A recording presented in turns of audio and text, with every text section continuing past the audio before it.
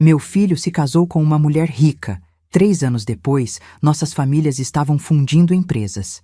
Na celebração, meu filho viu a esposa dele colocar algo na minha bebida. Ele trocou os copos. Minutos depois, ela estava falando sem controle. Então, meu filho se aproximou e sussurrou para mim: "Espere meu discurso. Estou prestes a expor toda esta família."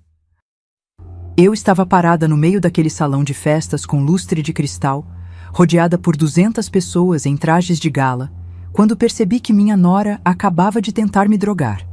Meu nome é Dalva. Tenho 67 anos, cabelos grisalhos que uso presos num coque elegante, e passei 40 anos da minha vida construindo uma empresa de embalagens do zero. Nunca imaginei que terminaria essa noite descobrindo que minha própria família queria me destruir.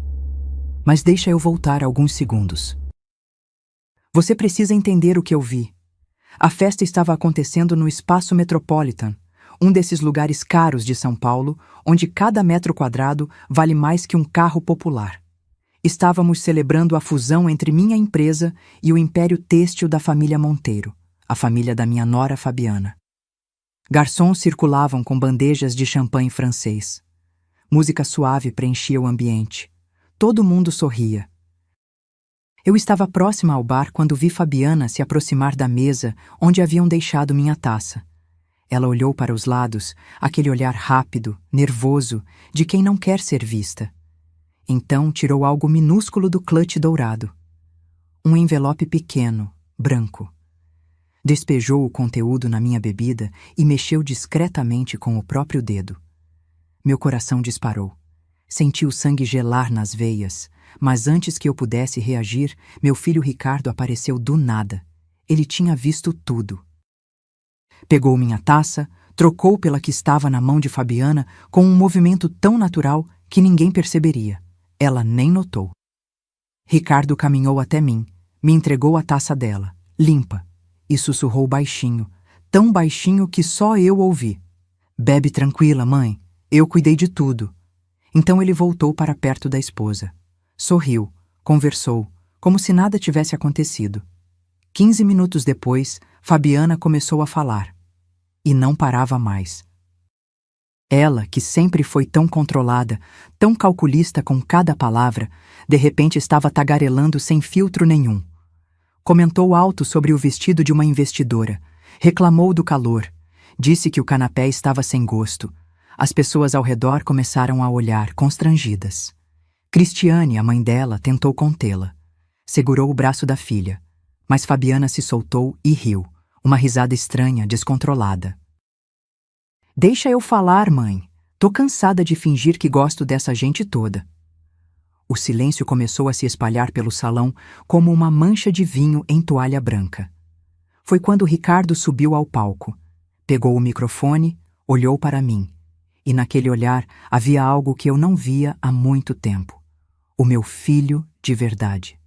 Não o homem distante e frio dos últimos meses, mas o menino que eu criei. O homem que eu achava que tinha perdido. Ele se aproximou de mim, ainda com o microfone na mão, e sussurrou no meu ouvido: "Espere meu discurso, mãe. Estou prestes a expor toda esta família." E foi nesse momento que eu entendi. Não estava sozinha. Meu filho não tinha me traído. Ele tinha um plano. E esse plano estava prestes a destruir tudo que os Monteiro haviam construído nas minhas costas. Mas para você entender como cheguei até ali, no meio de um salão luxuoso, com uma nora dopada pela própria armadilha e um filho pronto para explodir segredos que poderiam arruinar vidas, eu preciso voltar 3 anos. 3 anos atrás, quando tudo começou com um casamento que parecia um conto de fadas, e que se revelou meu pior pesadelo. Se você quer saber como uma viúva de 67 anos enfrentou uma família bilionária e saiu vitoriosa, inscreva-se no canal. Porque essa história está apenas começando. E a vingança? A vingança vai ser servida gelada. 3 anos antes daquela noite, meu filho Ricardo entrou pela porta da minha casa com um brilho nos olhos que eu não via desde a adolescência. "Mãe, eu preciso te apresentar alguém." Ricardo tinha 35 anos. Engenheiro civil formado pela Poli, trabalhava comigo na empresa desde os 23. Era um homem sério, dedicado, que nunca teve tempo para relacionamentos longos. Vivia entre canteiros de obras, reuniões com fornecedores e planilhas de custo. Ver ele apaixonado era novo e assustador. Fabiana Monteiro entrou na minha sala de estar como quem entra num desfile de moda. Salto alto nude, vestido cor de champanhe que provavelmente custava mais que meu carro, cabelos escuros escovados com aquela perfeição de salão caro. Ela era bonita, muito bonita. Do tipo que você olha e pensa, essa mulher nunca teve que lutar por nada na vida. Dona Dalva, é um prazer enorme. A voz era suave, educada. Ela me estendeu a mão com um sorriso que mostrava dentes branquíssimos. Ricardo fala tanto da senhora. Aceitei o aperto de mão. A dela era macia, sem calos, unhas feitas em francesinha impecável. Minha mão, em comparação, tinha a pele mais áspera de quem passou décadas assinando contratos, visitando fábricas, carregando amostras de material. Naquele primeiro momento, senti algo estranho no estômago. Uma pontada que não consegui identificar, mas afastei o pensamento. Meu filho estava feliz. Isso era o que importava. Fabiana trabalha na área comercial da empresa da família, Ricardo explicou, sentando-se ao lado dela no sofá. A mão dele descansou naturalmente na coxa dela, gesto de intimidade. A gente se conheceu num evento da Fiesp há 8 meses. 8 meses, e eu estava sabendo agora. A família Monteiro tem o grupo Têxtil Monteiro, Fabiana completou, cruzando as pernas com elegância. Meu pai começou com uma tecelagem pequena em Americana e hoje a gente fornece tecido para as principais marcas do país. Deve conhecer, né? Conhecia. Todo mundo no meio empresarial paulista conhecia o Grupo Monteiro. Eram gigantes, faturamento na casa dos milhões, fábricas em 3 estados.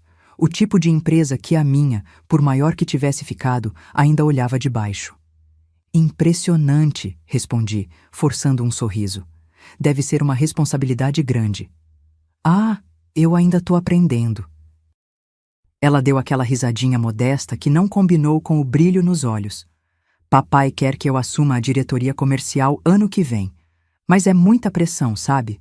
Às vezes eu só queria ter uma vida mais simples. A palavra simples saiu da boca dela como quem fala de algo exótico, distante, como se simplicidade fosse um conceito bonito em teoria, mas impraticável na prática. Ricardo olhava para ela como se estivesse vendo a Mona Lisa, completamente enfeitiçado. O namoro foi relâmpago. 8 meses de namoro escondido, e, de repente, noivado anunciado em jantar na casa dos Monteiro. Um jantar para o qual fui convidada apenas 48 horas antes. A mansão deles ficava num condomínio fechado em Alphaville. Portão com segurança armada, jardins que pareciam saídos de revista, piscina com borda infinita. A casa tinha 3 andares, home theater, adega climatizada. O tipo de lugar que você vê em novela. Evandro Monteiro, o pai de Fabiana, me cumprimentou com um aperto de mão firme demais. Homem alto, cabelos grisalhos impecavelmente penteados, terno que devia custar uns 10 mil reais. Dalva, prazer. Ouvi falar muito da sua empresa. O tom era cordial, mas havia algo condescendente. Como quem fala com um colega de trabalho menos importante. Embalagens, não é? Interessante. Mercado nichado. Nichado, mas estável, respondi, mantendo a voz firme. Faturamos 18 milhões ano passado. Ótimo, ótimo. Ele acenou com a cabeça, mas já estava olhando para outro lado. 18 milhões para ele era troco de padaria. Cristiane, a mãe de Fabiana, era uma versão mais velha da filha. Mesma elegância calculada, mesmo sorriso que não chegava aos olhos. Ela me avaliou dos pés à cabeça quando nos cumprimentamos. Que blusa bonita, Dalva. Tem um charme vintage. A blusa era nova. Comprei numa loja boa do shopping Iguatemi 3 semanas antes. Mas do jeito que ela falou, pareceu que eu estava usando roupa de brechó. Durante o jantar, fui colocada na ponta da mesa. Ricardo e Fabiana no centro, cercados pelos pais dela, irmão dela, cunhada. Eu, sozinha na ponta, ao lado de uma tia distante que mal me dirigiu a palavra. Foi ali, mastigando um risoto de fungo que provavelmente custou mais que minha conta de luz, que eu vi pela primeira vez. A forma como Cristiane olhava para mim. Não era desprezo aberto, era algo pior.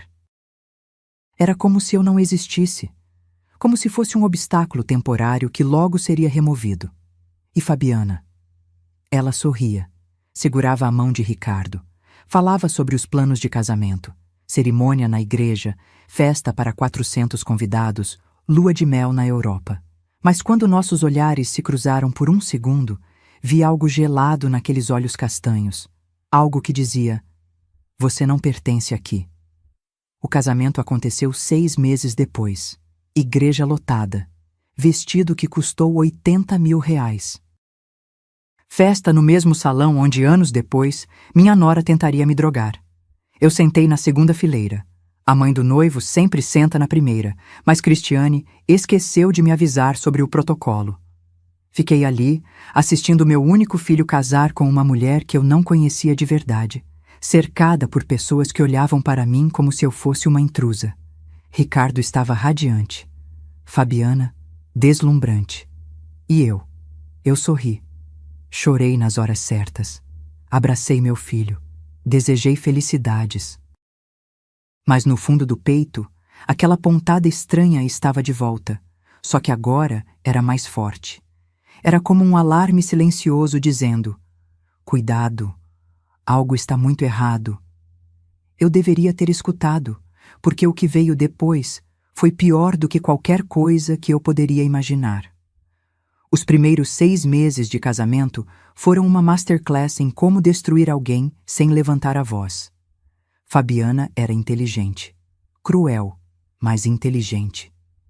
Ela nunca me ofendia diretamente. Nunca gritava. Nunca fazia escândalos. O veneno vinha embrulhado em sorrisos, em gentilezas falsas, em frases que pareciam elogios, mas cortavam como lâmina afiada. A primeira vez aconteceu num almoço de domingo na casa deles. Ricardo tinha insistido para eu ir.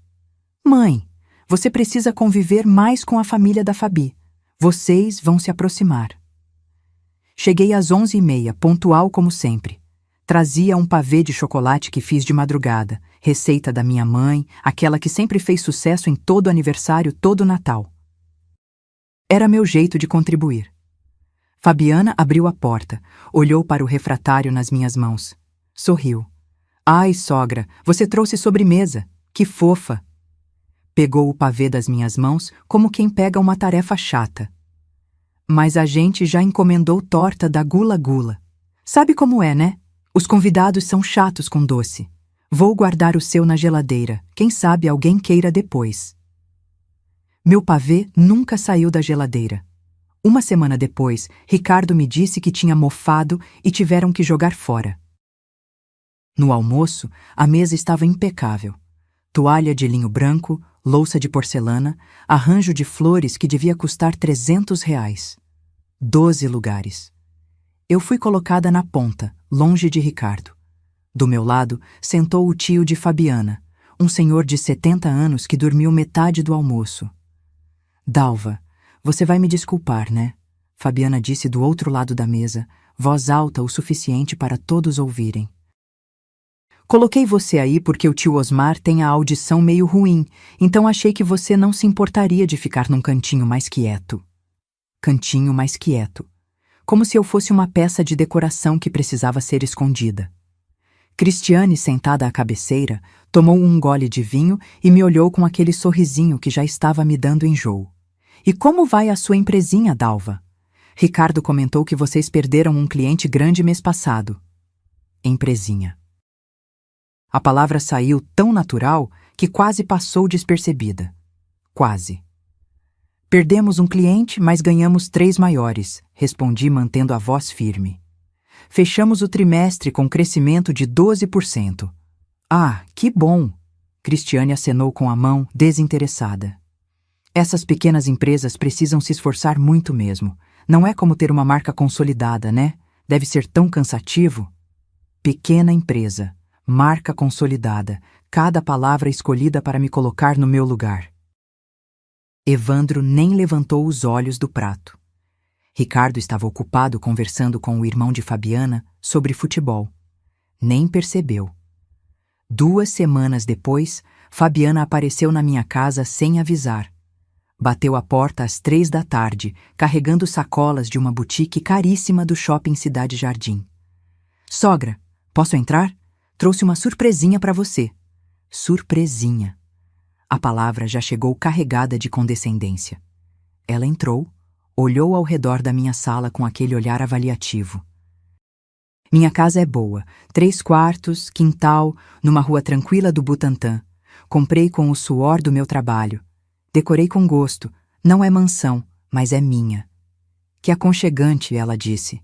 E de novo, aquele tom, como quem elogia a casinha de boneca de uma criança.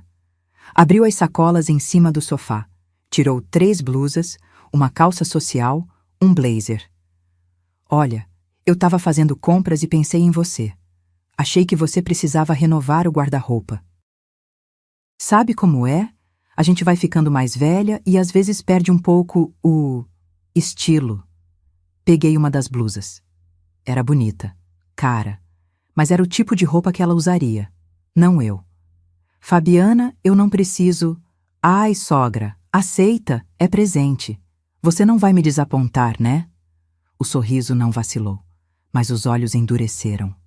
Ricardo ia ficar chateado se soubesse que você recusou. Aceitei as roupas, porque era mais fácil do que criar atrito, porque eu ainda acreditava que podia ser só um mal-entendido. Que ela estava tentando se aproximar do jeito errado. Que idiota eu fui. Os jantares na mansão viraram rotina mensal, e em cada um deles eu era sistematicamente apagada. Cristiane falava sobre viagens para a Europa. Fabiana mostrava fotos de restaurantes estrelados. Evandro comentava sobre investimentos no mercado internacional. E eu sentava, comia, sorria, invisível, até que numa dessas noites a conversa virou para uma empresa. Ricardo, você já pensou em expandir? Evandro perguntou, cortando um filé mignon mal passado. A empresa da sua mãe tem potencial, mas vocês pensam pequeno demais. Pequeno? Ergui a cabeça. Dobramos o faturamento nos últimos 5 anos. Sim, mas 18 milhões... Ele fez uma pausa, como se estivesse calculando. É o que a gente fatura numa semana boa. Não tô diminuindo seu trabalho, Dalva. Mas é que... vocês poderiam ser tão mais. Ricardo ficou quieto. Não me defendeu. Só acenou com a cabeça, absorvendo as palavras do sogro como se fossem conselhos divinos. Papai tem razão, amor. Fabiana tocou o braço de Ricardo. Você é engenheiro brilhante, merece estar num patamar maior. Não acha, sogra? Todos os olhares se voltaram para mim. Meu filho já está num patamar excelente, respondi. Construímos aquela empresa juntos, do zero. Exatamente, Cristiane interveio sorrindo. Do zero. Mas agora ele tem acesso a outro nível. Não seria egoísmo querer que ele ficasse... preso? Preso. A palavra pairou no ar como fumaça tóxica. Ricardo não disse nada. Apenas bebeu mais vinho. Foi nessa noite, voltando para casa sozinha no meu carro, porque Ricardo tinha ido com Fabiana resolver umas coisas, que eu entendi o que estava acontecendo. Eles não estavam tentando me conhecer. Estavam me medindo, me testando, verificando o quanto eu aguentaria antes de quebrar. E o pior, meu filho estava deixando. Eu dirigi pelas ruas vazias de São Paulo, mãos apertadas no volante, sentindo pela primeira vez desde a morte do meu marido aquela sensação horrível de solidão absoluta. Meu telefone vibrou. Mensagem de Ricardo. Mãe, desculpa não ter te dado carona. Amanhã a gente se fala. Boa noite. Boa noite. Como se tudo estivesse normal. Como se ele não tivesse me deixado sozinha numa mesa onde fui tratada como nada. Estacionei na garagem. Entrei em casa. Sentei no escuro da sala. E pela primeira vez em muito tempo, chorei, porque eu estava começando a perder meu filho, e ainda não tinha ideia de que o pior estava por vir. 18 meses depois do casamento, Evandro Monteiro me convidou para almoçar, sozinhos. A reunião foi marcada num restaurante japonês chique na região da Faria Lima. Daqueles lugares onde executivos fecham negócios de milhões enquanto comem sushi de R$ 100 a peça. Cheguei 5 minutos adiantada, como sempre. Evandro já estava lá, sentado numa mesa discreta no fundo, longe de ouvidos curiosos. Dalva, obrigado por vir. Ele se levantou, apertou minha mão. Firme demais, como sempre. Pedi uns pratos, espero que goste de comida japonesa. Gosto, respondi sentando-me. Meu estômago estava embrulhado. Homens como Evandro Monteiro não convidam pessoas para almoços sem motivo. Ele pediu saquê. Conversou sobre o clima, sobre o trânsito, sobre banalidades. Só quando o garçom trouxe o primeiro prato, sashimi de salmão arrumado como obra de arte, é que ele foi direto ao ponto. Dalva, vou ser franco com você. Tenho uma proposta que pode mudar nossas vidas. Peguei o hashi. Esperei. Aprendi cedo que, em negociações, quem fala primeiro geralmente perde. Sua empresa é sólida, bem administrada, e o Ricardo é um engenheiro excepcional. Desperdício ele estar gerenciando uma operação tão limitada. Lá vinha de novo. Quero propor uma fusão, ele continuou, inclinando-se para a frente. Grupo Monteiro e Embalagens Ribeiro, uma holding única. Expandiríamos sua operação, teríamos acesso aos seus clientes de embalagens especializadas e você teria acesso ao nosso capital, nossa estrutura, nosso alcance internacional. Mastiguei o sashimi devagar. Era bom, fresco. Mas minha cabeça estava girando em alta velocidade. E como funcionaria essa fusão? Simples. Ele abriu a pasta executiva que estava ao lado e tirou uma folha impressa, números, gráficos, projeções. Avaliaríamos sua empresa em R$ 22 milhões, valor justo considerando o faturamento atual. Você ficaria com 35% das ações da nova holding. Nós, com 65%. Ricardo assumiria como diretor executivo de operações. 35%. 65%. Números que pareciam generosos, mas significavam uma coisa. Eu perderia o controle. E eu? Perguntei.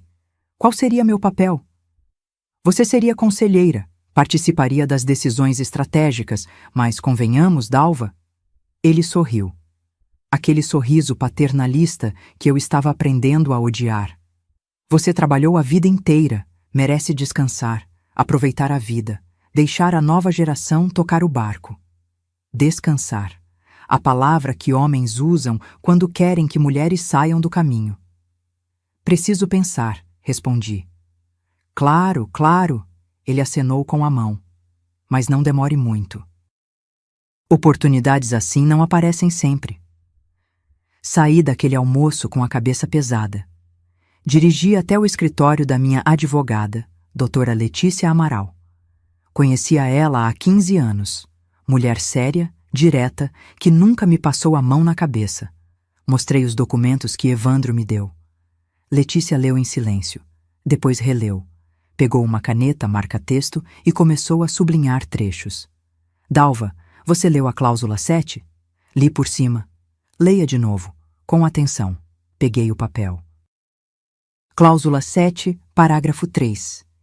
Em caso de incapacidade mental ou física, devidamente comprovada por junta médica, as ações do acionista incapacitado serão automaticamente transferidas para o acionista familiar mais próximo com poderes de gestão.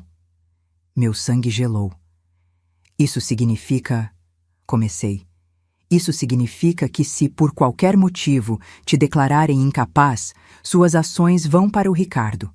Automaticamente. Sem discussão. Letícia tirou os óculos e me olhou direto. Dalva, eu já vi isso antes. Em casos de herança, em disputas familiares. É uma porta aberta para abuso. Mas Ricardo está casado com a filha deles. Legalmente, ele tem obrigações conjugais. Se a família Monteiro quiser te tirar do jogo, essa cláusula é a ferramenta perfeita. Fiquei em silêncio. Minha cabeça doía. Meu conselho? Letícia continuou. Não assine, ou então negocie para retirar essa cláusula e coloque um prazo mínimo de permanência. Se em 5 anos você quiser sair, sai com seus 35% valendo o que valerem na época. Voltei para casa. Sentei na varanda. Liguei para Ricardo. Mãe, pai do Evandro te contou? A voz dele estava eufórica. Que proposta incrível, né? A gente vai decolar. Ricardo, preciso conversar com você, pessoalmente. Claro, que tal amanhã? Posso passar aí depois do trabalho. Mas quando ele chegou no dia seguinte, não veio sozinho. Fabiana estava com ele. Oi, sogra! Ela entrou sorrindo como se minha casa fosse dela. Ricardo me contou da proposta. Estamos tão animados, isso vai ser maravilhoso para todo mundo. Eu tinha preparado café, bolo simples, queria conversar com meu filho, a sós, mas Fabiana se instalou na minha cozinha como se fosse a dona. Mãe, o que você achou? Ricardo perguntou pegando uma xícara. Tenho algumas preocupações, principalmente com a cláusula 7. Ah, isso? Ele deu de ombros. É padrão em contratos de fusão. Proteção para a empresa caso algum acionista fique doente ou algo assim. Ricardo, a cláusula diz que se me declararem incapaz, você fica com minhas ações. E qual o problema? Fabiana interveio, voz doce como mel envenenado. Sogra, você tem 67 anos. Deus me livre, mas se acontecer alguma coisa, o Ricardo já vai estar gerenciando tudo mesmo. É só uma proteção legal. Não quero assinar com essa cláusula. O clima mudou. Senti na hora. Ricardo suspirou. Passou a mão no rosto. Mãe, você está criando problema onde não existe. Confia em mim? Confio em você. Não confio neles. Neles? Fabiana riu. Sogra, eles é minha família. Você está falando da minha família. Estou falando de negócios. São coisas diferentes. Não para a gente, Ricardo disse. E o tom era diferente agora. Mais frio. A Fabi tem razão. Você está vendo problema onde não tem. Essa fusão é a melhor coisa que podia acontecer. Pro negócio, para mim, para você também. Então retire a cláusula. Não posso. O advogado deles disse que é padrão. Se a gente pedir para tirar, vai parecer falta de confiança. Pode até quebrar o negócio todo. Olhei para meu filho e vi um estranho. Alguém que repetia palavras que não eram dele. Que defendia uma família que não era a dele. Que me olhava como se eu fosse um obstáculo. Ricardo, não vou assinar assim. Ele se levantou. Fabiana também. Tudo bem, mãe. Você pensa melhor. A gente volta outro dia. A voz dele estava controlada, mas eu via a raiva nos olhos. Eles saíram. Fabiana murmurou algo para Ricardo no caminho. Ele concordou com a cabeça. E eu fiquei ali, na minha cozinha vazia, com a sensação horrível de que tinha acabado de perder uma batalha que nem sabia que estava lutando. 3 semanas depois de pressão diária de Ricardo, depois de Evandro ligar pessoalmente, depois de Cristiane me convidar para conversas de mulher para mulher, eu assinei. Assinei porque estava cansada, porque queria paz. Porque meu filho garantiu que estava tudo certo. E porque, no fundo, eu ainda acreditava que família era sagrado. Que erro grotesco. A assinatura do contrato aconteceu numa terça-feira chuvosa de março, no escritório dos advogados do Grupo Monteiro. Um lugar intimidador na Avenida Paulista, 23º andar, com vista para a cidade inteira. Paredes de vidro, móveis de couro, secretárias que mal levantavam os olhos quando você passava. Eu cheguei com doutora Letícia. Evandro estava lá, com 2 advogados, Cristiane, impecável num tailleur cinza, Fabiana, sorridente, e Ricardo, de terno novo, segurando uma pasta executiva que eu nunca tinha visto. Dalva, finalmente! Evandro abriu os braços como se eu fosse uma velha amiga. Vamos fazer história hoje. História.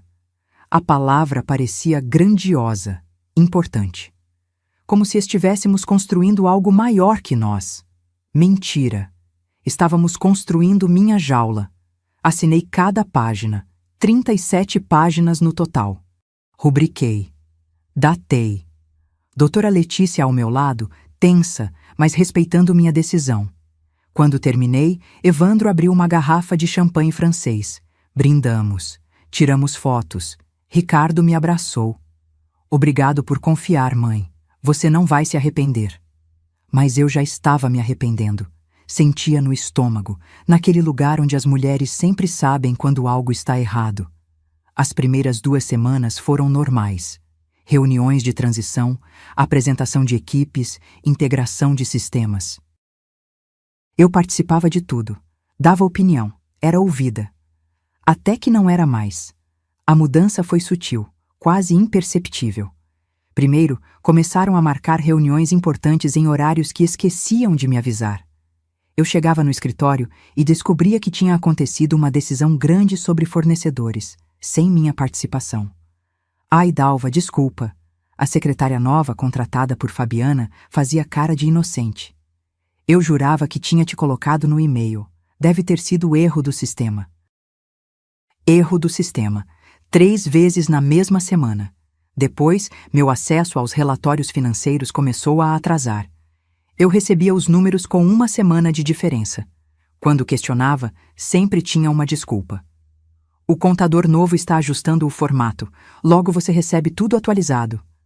O sistema está migrando. Então alguns dados ficaram temporariamente indisponíveis. Ricardo pediu para revisar antes de liberar. Você sabe, ele é perfeccionista. Temporariamente. A palavra que virou permanente. 1 mês após a fusão, descobri que 3 dos meus fornecedores antigos, gente com quem trabalhava há 15 anos, tinham sido substituídos. Liguei para o seu Geraldo, dono da gráfica que sempre fez nossas impressões personalizadas. Dona Dalva, também fiquei surpreso. Recebi um e-mail dizendo que a parceria estava encerrada, que vocês tinham fechado com outro fornecedor. E-mail? De quem? Do escritório de vocês. Assinado por... Deixa eu ver aqui. Fabiana Monteiro Ribeiro, diretora comercial. Diretora comercial. Desde quando? Fui direto falar com Ricardo. Ele estava no escritório dele, que antes era nosso escritório, mas agora tinha só o nome dele na placa. Mãe, os fornecedores dos Monteiro têm preços melhores. É gestão eficiente. Você sempre me ensinou isso. Ricardo, o seu Geraldo trabalha conosco há 15 anos. Ele merecia ao menos uma conversa. Negócios não são baseados em sentimento. São baseados em números. A voz dele era gelada, profissional. Como se estivesse falando com uma funcionária problemática, não com a própria mãe. E você nem me consultou? Consultei o conselho. Você estava indisposta naquele dia. Indisposta. Eu tinha ido ao dentista. Uma consulta marcada há meses, 10 da manhã, e eles aproveitaram para fazer uma reunião de conselho às 11. Ricardo, isso não está certo.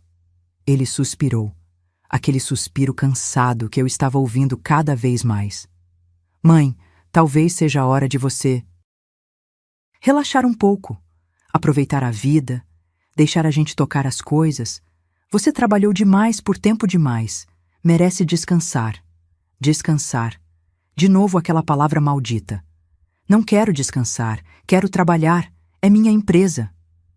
Era, agora é nossa, e eu sou o diretor executivo. O silêncio entre nós foi pesado como chumbo. Saí daquela sala sentindo que tinha perdido mais do que uma discussão. Tinha perdido meu filho. Os meses seguintes foram uma tortura lenta. Cada semana trazia uma nova humilhação disfarçada de eficiência. Minha sala foi realocada para um espaço menor, no fim do corredor. Para você ficar mais tranquila, sem o barulho da produção. Meu assistente administrativo foi transferido para outro departamento. Ele é jovem, precisa de desafios maiores. Minhas ideias em reuniões eram educadamente ignoradas. Interessante, Dalva. Vamos avaliar. E nunca mais se tocava no assunto. Pior de tudo, o lucro estava crescendo. A empresa estava indo bem. Os números não mentiam. A fusão estava funcionando, financeiramente. Mas eu estava sendo apagada, sistematicamente, metodicamente, como quem apaga um erro de lápis. Comecei a ir menos ao escritório. Não porque quisesse, mas porque cada ida era uma dose de humilhação que eu não sabia mais como engolir. Ricardo raramente me ligava. Quando ligava, era para falar de números, de metas, de estratégias. Nunca perguntava como eu estava. Se eu estava bem. Se estava feliz. Fabiana postava fotos nas redes sociais. Ela e Ricardo em eventos empresariais, sorridentes, poderosos. Construindo o futuro juntos, dizia a legenda. E eu? Eu via aquelas fotos sentada no sofá da minha casa, às 11 da noite, com uma xícara de chá frio na mão, me perguntando onde foi que eu errei, onde foi que perdi meu filho, onde foi que entreguei tudo que construí. Uma noite, 6 meses após a fusão, recebi uma ligação estranha. Número desconhecido. Hesitei, mas atendi. Dona Dalva? Aqui é Joana. Eu trabalhava na casa da família Monteiro. Joana. O nome não me dizia nada. Fui demitida faz 3 meses, sem justa causa. Mas eu sei de coisas que a senhora precisa saber. Meu coração acelerou. Pode falar. Não pelo telefone, eles podem estar gravando. Mas se a senhora quiser se encontrar comigo, tem coisas sobre a Fabiana e a dona Cristiane que vão fazer a senhora entender o que está acontecendo de verdade. Quando? Amanhã, 3 da tarde. Café na Rua Augusta, próximo ao metrô Consolação. Esquina. Eu uso um casaco vermelho. Ela desligou antes que eu pudesse perguntar mais. Fiquei acordada a noite inteira. Parte de mim achava que era pegadinha, paranoia, coisa da minha cabeça cansada. Mas a outra parte, aquela parte que sempre me guiou certo nos negócios, aquele instinto que me fez sobreviver 40 anos num mercado dominado por homens, essa parte dizia: vá, escute o que ela tem a dizer. E foi o que eu fiz. No dia seguinte, às 3 em ponto, eu estava sentada naquele café, mãos suadas, coração disparado. Vi uma mulher de uns 40 e poucos anos entrar, casaco vermelho, olhos nervosos. Ela me viu e veio direto. Sentou-se na minha frente, pegou minha mão e disse a frase que mudou tudo. Dona Dalva, eles estão planejando te declarar incapaz e seu filho sabe de tudo. Mas deixa eu voltar um pouco. Porque antes daquela ligação de Joana, 3 meses antes daquele café na Augusta, eu já tinha ouvido algo que me gelou a alma. Foi num sábado de manhã. Ricardo tinha pedido para eu ir ao escritório dele, não o nosso escritório da empresa, mas o home office que ele montou na mansão que dividiu com Fabiana depois do casamento. Uma casa enorme em Moema, com portaria 24 horas e jardim que mais parecia parque. Mãe, preciso que você assine uns documentos. Nada demais, só ajustes contratuais de rotina. Ajustes de rotina. Outra expressão que eu estava aprendendo a desconfiar. Cheguei às 10 da manhã. Toquei a campainha. Ninguém atendeu. Esperei. Toquei de novo. Nada. Liguei para Ricardo. Caixa postal. Já estava voltando para o carro quando vi a empregada. Não Joana, era outra, mais nova, abrindo o portão lateral para colocar lixo para fora. Dona Dalva, desculpa, ninguém ouviu a campainha. Entra, entra. O doutor Ricardo está no escritório dele. Entrei. A casa estava silenciosa, aquele silêncio pesado de mansão grande com pouca gente dentro. A empregada me indicou o caminho, corredor comprido, escada, segundo andar, última porta à direita. Subi devagar. Meus joelhos não eram mais os mesmos de 20 anos atrás. Cada degrau reclamava. Quando cheguei perto da porta do escritório, ouvi vozes femininas, Fabiana e outra mulher. A porta estava entreaberta, só uma fresta, ia bater quando ouvi meu nome. A Dalva está completamente de fora agora. Foi mais fácil do que eu imaginava. Era a voz de Fabiana. Aquela voz doce que usava comigo em público, mas agora tinha uma dureza, um prazer quase sádico. Congelei. Minha mão parou no ar, a centímetros da madeira. Você tem certeza que o Ricardo vai seguir o plano até o fim? A outra voz. Cristiane. Reconheci imediatamente. Mãe, eu conheço meu marido.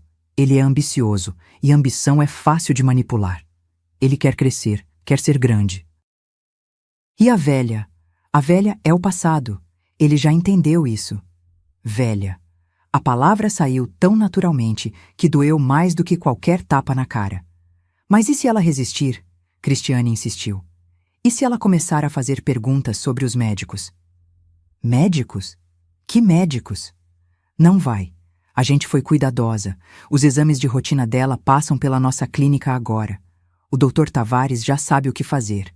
Resultados alterados, pareceres sobre declínio cognitivo compatível com a idade, essas coisas. Tudo muito técnico, muito legal. Meu coração estava batendo tão alto que tive medo de que elas ouvissem. E quando você acha que conseguimos pedir a avaliação formal? Mais alguns meses. A gente precisa construir um histórico. 3, 4 laudos mostrando esquecimento, confusão, dificuldade com decisões complexas. Depois, é só convocar a junta médica que a cláusula pede. Com os documentos que a gente tem, nenhum juiz vai questionar. Cláusula. A maldita cláusula 7. Foi genial colocar aquilo no contrato. Cristiane riu. Uma risada baixa, satisfeita. Seu pai teve a ideia depois do que fizemos com a tia Berenice. Funcionou perfeitamente com ela. Vai funcionar com a Dalva também. Tia Berenice. Eu tinha ouvido esse nome. Uma tia de Evandro que tinha tido uma empresa de confecções. Empresa que, segundo comentários vagos em jantares, passou para o sobrinho cuidar porque ela ficou doente. Doente. Ou declarada doente. E depois que a gente conseguir a transferência das ações? Fabiana perguntou. Aí você segura o Ricardo por mais uns 2 anos. Tempo suficiente para consolidar tudo. Depois, se quiser se divorciar e ficar com o Rodrigo... Rodrigo. Quem era Rodrigo? Não fala o nome dele aqui, mãe. Ninguém pode saber ainda. Desculpa, filha, mas você tem certeza que o Ricardo não desconfia de nada? Absoluta. Ele está tão focado em virar esse diretor executivo importante que nem percebe que estou com outro há 1 ano. Homem apaixonado por poder é cego para todo o resto. Elas riram. As duas. Como se estivessem planejando uma festa surpresa, não a destruição completa da minha vida. Agora só falta esperar o momento certo, Fabiana continuou. A gente usa os documentos médicos, declara incapacidade, Ricardo assume as ações dela, a empresa fica completamente nossa. E a Dalva? A Dalva vai passar o resto da vida achando que está realmente ficando senil. Perfeito. Seu pai vai ficar orgulhoso. Ele já está. Foi ideia dele desde o começo. Quando eu conheci o Ricardo naquele evento, não foi por acaso, mãe. Papai tinha pesquisado a empresa dele, sabia que era bem administrada, sabia que o filho era o herdeiro natural. Eu só precisei fazer meu papel. Meu papel. Seduzir meu filho. Entrar na nossa família. Destruir tudo. E a velha nunca desconfiou? Acho que desconfiou no começo. Mas mulher dessa geração é tão boba, tão carente de afeto familiar. Você joga uns presentinhos, faz uns elogios falsos e elas derretem. Foi patético como foi fácil. Minhas pernas estavam tremendo. Encostei na parede do corredor, tentando processar o que estava ouvindo. Escutei passos dentro da sala. Elas estavam se movendo. Bom, vou descer. Preciso terminar de arrumar as coisas para o almoço. Cristiane. Pânico. Se elas abrissem a porta agora, me veriam ali. Saberiam que ouvi tudo. Me virei e desci a escada o mais rápido que minhas pernas permitiram. Cada degrau era uma eternidade. Meu joelho esquerdo reclamava, mas eu ignorei a dor. Cheguei no térreo. A empregada estava na cozinha. Saí pela porta lateral, a mesma que ela tinha usado para o lixo. Fui direto para o carro. Sentei no banco do motorista, mãos tremendo tanto que demorei 3 tentativas para colocar a chave na ignição. Dirigi até um estacionamento público, parei e finalmente deixei sair. Chorei. Chorei como não chorava desde o funeral do meu marido. Soluços que sacudiam meu corpo inteiro. Raiva, desespero, medo, tudo misturado numa dor que parecia não ter fim. Eles estavam roubando minha empresa, minha saúde, minha sanidade. E meu filho? Meu filho sabia? Você tem certeza que o Ricardo vai seguir o plano até o fim? Cristiane tinha perguntado. E Fabiana não disse que ele não sabia. Ela disse que ele era ambicioso, que entendia que eu era o passado. Será que meu próprio filho estava envolvido? A dúvida foi pior que a certeza. Porque a certeza você pode combater. Mas a dúvida? A dúvida corrói por dentro como ácido.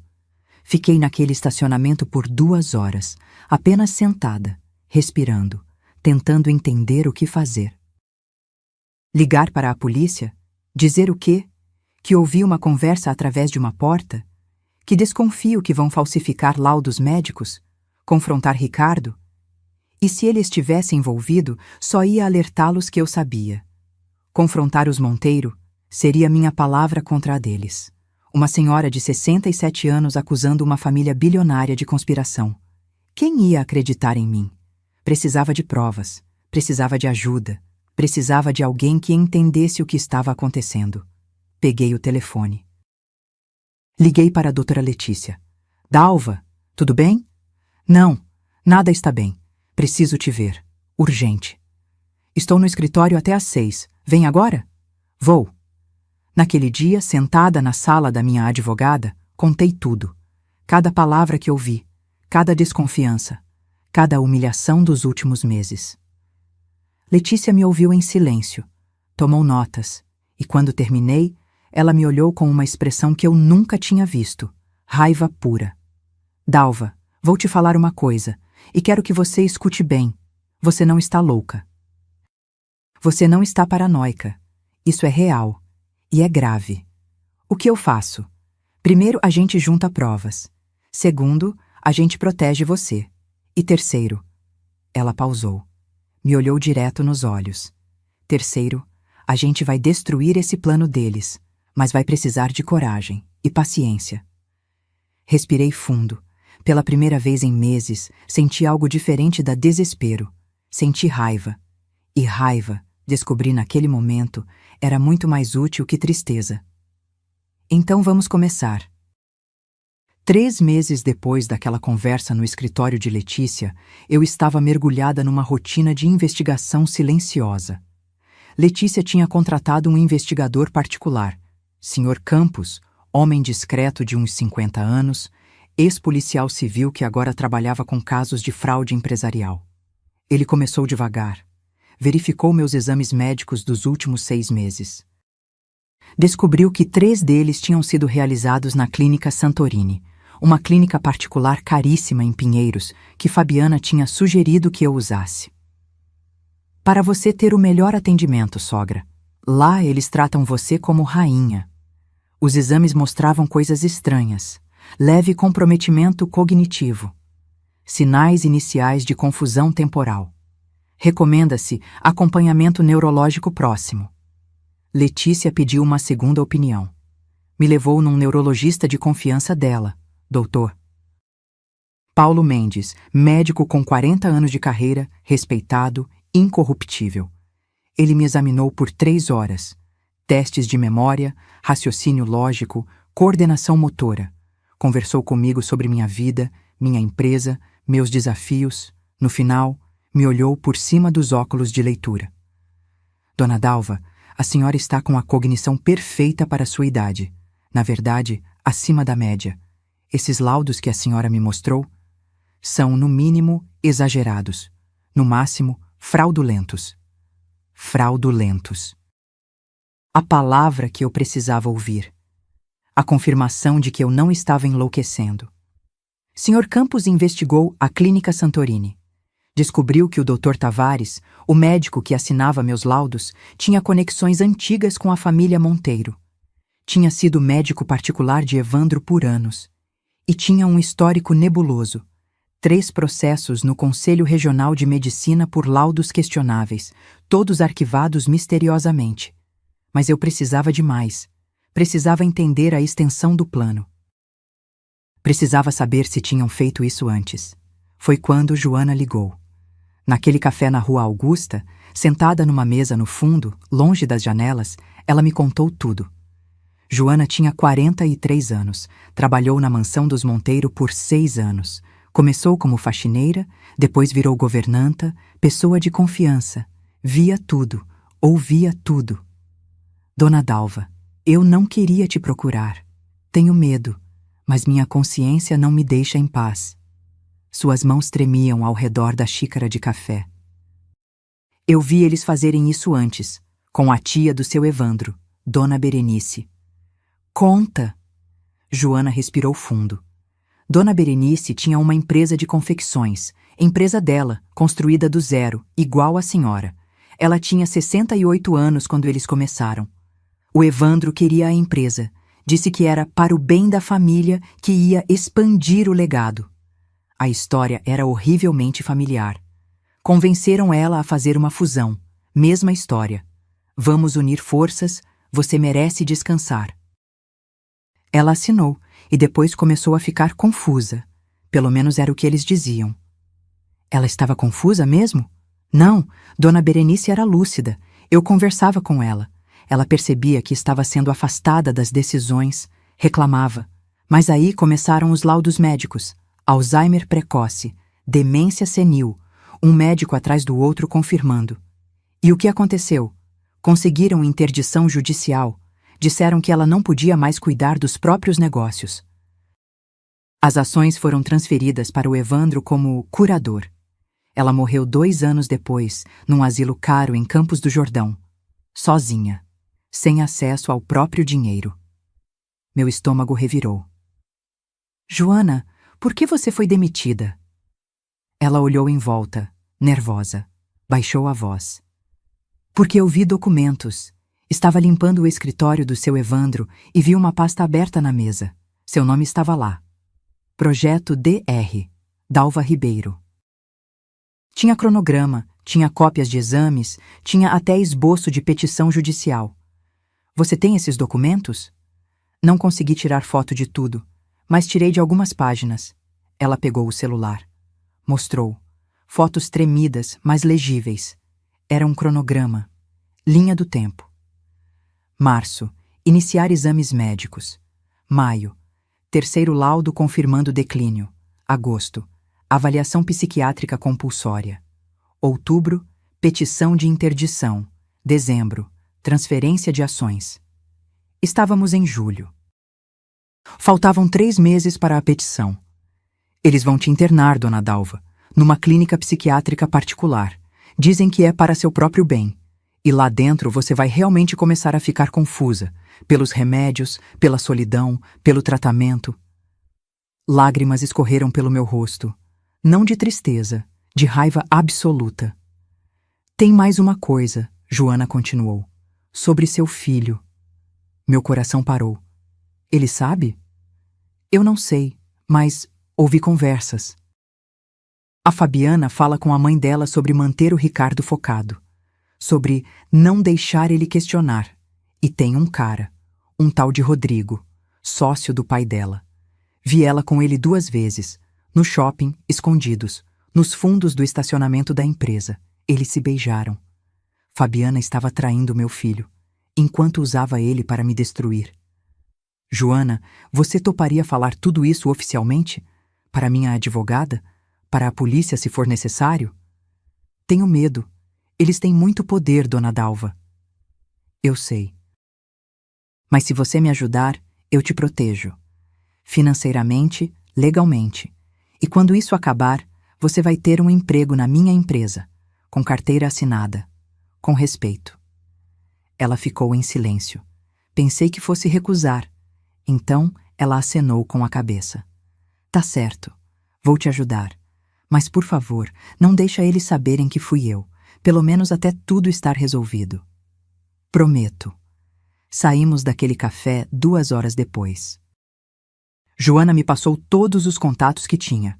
Outras ex-funcionárias demitidas, fornecedores que tinham sido pressionados pelos Monteiro, até o nome de um contador interno que tinha pedido demissão depois de ser forçado a alterar documentos. Sr. Campos começou a entrevistar cada um, devagar, discretamente. Enquanto isso, eu continuava fingindo. Ia às reuniões quando me chamavam, cada vez mais raras. Sorria para Ricardo, aceitava as sugestões de Fabiana sobre cuidar da minha saúde. Mas por dentro estava montando um arsenal. Uma semana depois do café com Joana, Letícia conseguiu algo crucial: ordem judicial para instalar escutas legais no escritório da holding. Ela argumentou que havia suspeita de fraude empresarial e conseguiu convencer um juiz conhecido por ser incorruptível. As escutas foram instaladas. Em 3 semanas, tínhamos 17 horas de gravações. Cristiane e Fabiana falando sobre os próximos passos do plano Dalva. Evandro orientando o advogado sobre como redigir a petição de interdição. E pior, um telefonema entre Fabiana e o Dr. Tavares. Doutor, precisa de mais um laudo, dessa vez com sinais de psicose, algo que justifique internação involuntária se for necessário. Fabiana, você tem certeza? Isso pode chamar atenção. Meu pai vai te pagar 50 mil reais a mais. Você faz ou não faz? Faço. 50 mil reais. O preço para destruir minha sanidade. Quando Letícia me mostrou as transcrições, fiquei em silêncio por longos minutos. Então perguntei a única coisa que importava. E o Ricardo? Ele aparece em alguma gravação? Ela hesitou. Procurou nos papéis. Não diretamente, mas tem uma conversa entre Fabiana e a mãe onde ela diz: Ricardo está perguntando demais sobre a saúde da mãe dele, preciso distraí-lo. Perguntando demais. Será que ele estava desconfiando? Ou apenas sendo filho preocupado enquanto assinava embaixo de tudo? Eu não sabia. E isso me corroía. Dalva, a gente tem material suficiente para ir à polícia agora, Letícia disse. Fraude, falsidade ideológica, associação criminosa. Eles vão ser presos. Não. Como não? Quero mais. Quero que eles se exponham completamente, na frente de todos. Quero que o mundo veja o que essa família é de verdade. Letícia me olhou como se estivesse vendo outra pessoa. E talvez estivesse. Porque a Dalva frágil, a mãe carente que aceitava humilhações com um sorriso no rosto, tinha morrido. No lugar dela, nasceu uma mulher que sabia exatamente o que queria: justiça e vingança. Durante 3 semanas após descobrir as gravações, vivi num inferno particular. Não o inferno de ser perseguida pelos Monteiro. Esse eu já conhecia. Mas o inferno da dúvida sobre meu próprio filho. Toda noite, deitada na cama, olhando para o teto escuro, eu repassava cada conversa, cada gesto, cada olhar de Ricardo nos últimos 2 anos. O filho que me abraçava no Dia das Mães e dizia: "Te amo, mãe." O homem que me cortava nas reuniões e dizia: "Isso não é mais sua responsabilidade." Qual era real? Ou os dois eram? Comecei a observá-lo obsessivamente. Cada vez que nos encontrávamos, cada vez mais raro, eu analisava tudo. A linguagem corporal, o tom de voz. Se ele olhava nos meus olhos quando falava. Num jantar na casa deles, forçado, tenso, cheio de silêncios constrangedores, Fabiana comentou sobre minha memória fraca. "Sogra, você me ligou 3 vezes ontem perguntando a mesma coisa. Tá tudo bem?" Mentira descarada. Eu não tinha ligado nenhuma vez. Mas ela plantava essas sementes na frente de Ricardo constantemente. Olhei para meu filho, esperando que ele me defendesse. Que dissesse: "Não, amor, minha mãe não fez isso." Ele não disse nada. Só comeu. Cortou o bife com precisão cirúrgica. Mastigou. Engoliu. Como se eu não estivesse ali. "Ricardo", chamei. Minha voz saiu mais firme que pretendia. Eu não liguei para sua esposa ontem. Ele finalmente levantou os olhos.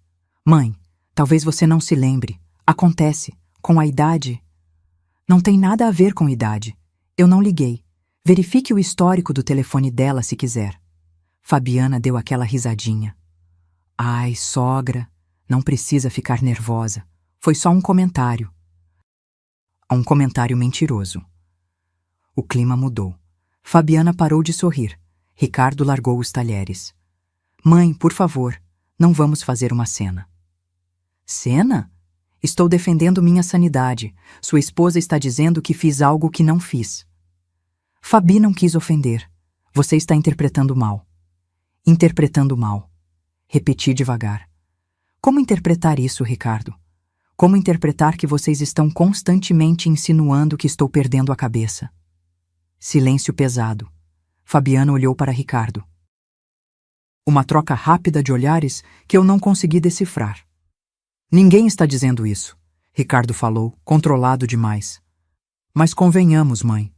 Você anda esquecida. Anda diferente. Diferente como? Mais paranoica, questionando tudo, criando conflitos onde não existem. Paranoica. A palavra foi como um tiro. Era assim que começava. Você questiona, te chamam de paranoica. Você se defende, te chamam de agressiva. Você busca provas, te chamam de obcecada. E no final, te internam. Saí daquela casa mais cedo. Inventei dor de cabeça. Ricardo nem se ofereceu para me levar até o carro. No caminho de volta, chorei tanto que precisei encostar na Marginal Pinheiros. Carros passavam em alta velocidade. Luzes da cidade borravam pela janela molhada de chuva. Liguei para Letícia. Era quase meia-noite. Dalva? O que houve? Eu não aguento mais. Não aguento não saber se meu filho está me traindo ou se está sendo usado. Então descobre. Como? Conversa com ele, sozinha. Sem a Fabiana por perto, olho no olho. Você vai saber. E se eu souber que ele está envolvido? O que faço? Letícia ficou em silêncio. Depois disse, com uma gentileza rara. Aí você chora, você sofre, e você segue em frente mesmo assim, porque você merece justiça, independente de quem esteja do outro lado. Desliguei.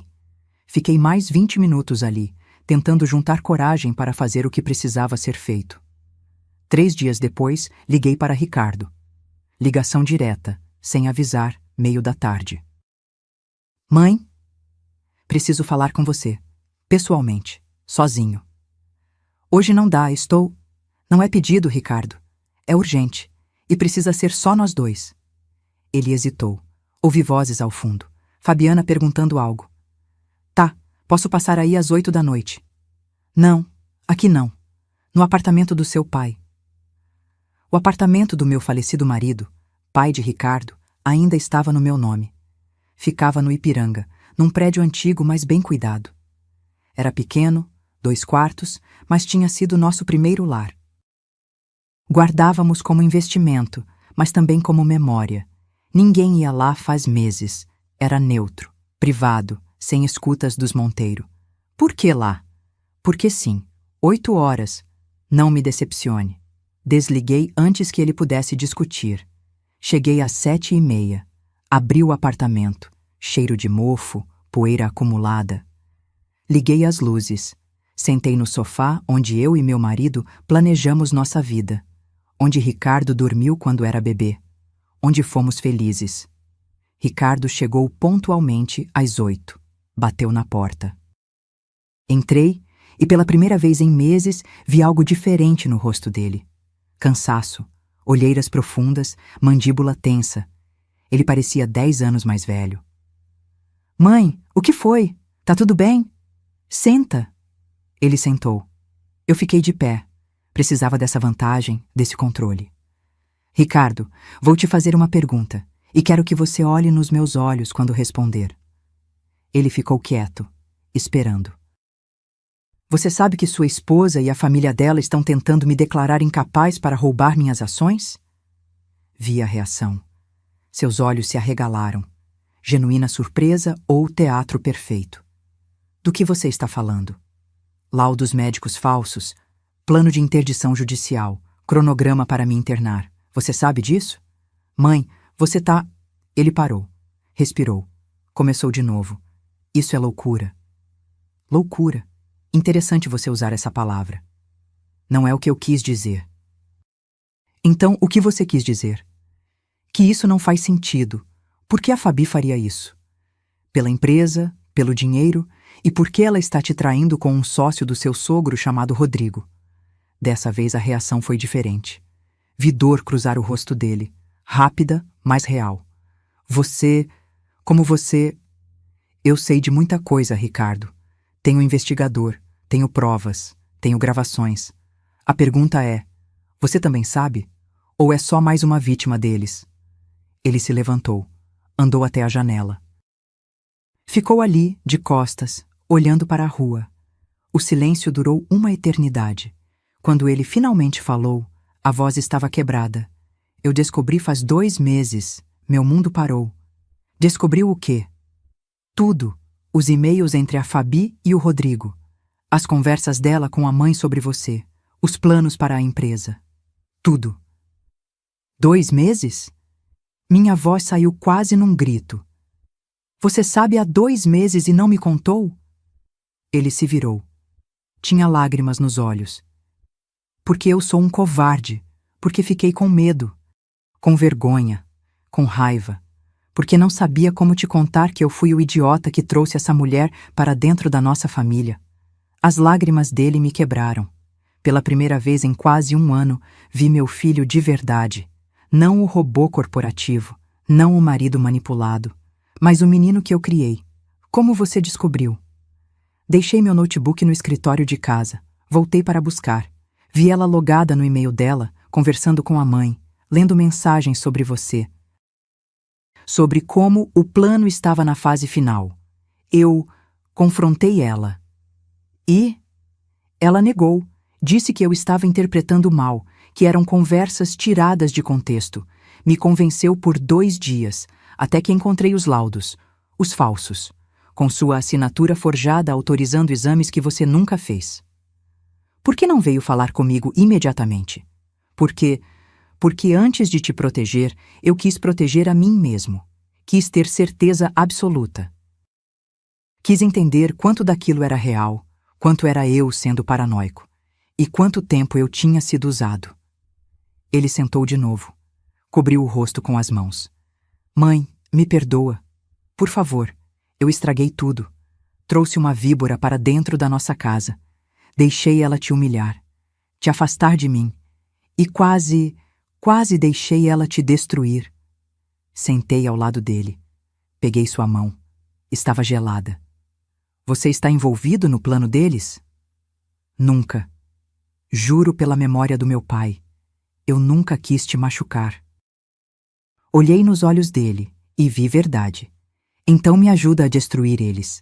Ele levantou a cabeça, limpou as lágrimas. Como?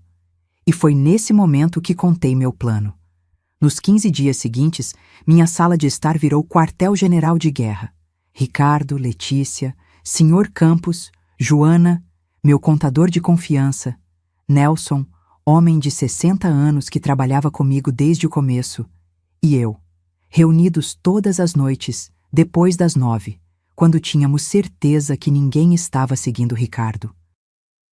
Ele vinha de Uber, nunca do mesmo lugar, sempre checando se não era seguido. A paranoia era justificada. Fabiana tinha começado a questioná-lo. Amor, você anda estranho. Tá escondendo algo de mim? Ricardo tinha virado mestre em mentir. Estresse do trabalho, nada demais. Na primeira reunião no meu apartamento, espalhei tudo sobre a mesa. Documentos, gravações, fotos, cronogramas. Era assustador ver materializado assim, tudo junto. A engenharia da minha destruição planejada com precisão cirúrgica. Meu Deus, Ricardo murmurou, folheando os papéis. Isso aqui é doente, é psicopata. Bem-vindo ao seu casamento, respondi sem calor. Sr. Campos abriu o notebook. Projetou na parede uma linha do tempo que ele tinha montado. Vejam, começou 6 meses antes do casamento. Evandro Monteiro fez uma pesquisa detalhada sobre a Embalagens Ribeiro. Contratou uma consultoria para avaliar a empresa. Descobriu que era sólida, lucrativa, com potencial de crescimento. Ele clicou.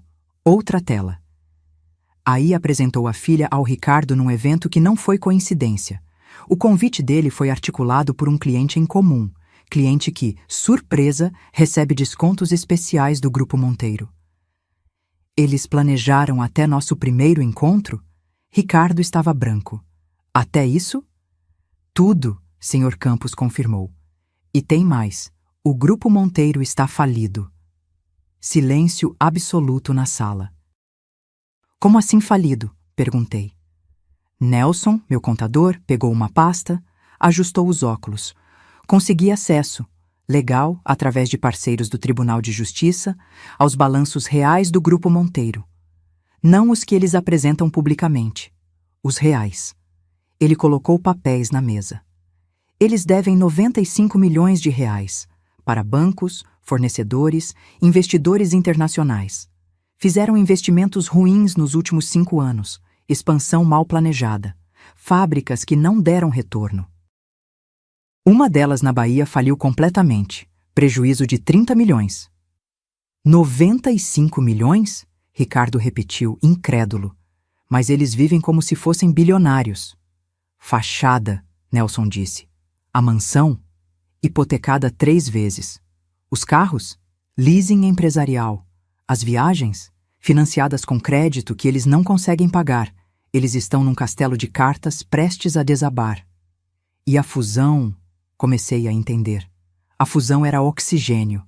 Sua empresa tem 18 milhões em caixa, sem dívidas.